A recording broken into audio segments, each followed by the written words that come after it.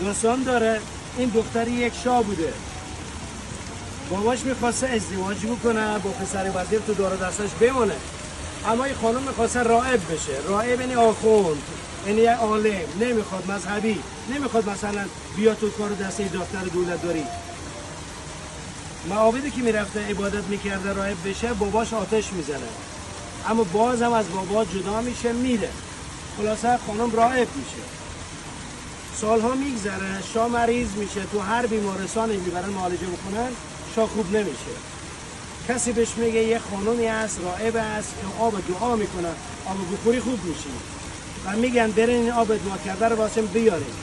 آب دعا کرده میارن واسش میخوره خوب میشه. بعد میگه که این کسی که منو خوب کرده این راهب کی است، من میخوام ببینمش. میره میبینه که دختر خودش. اون زمان بهش وعده میده چون شاه بوده که در هر معبد چینی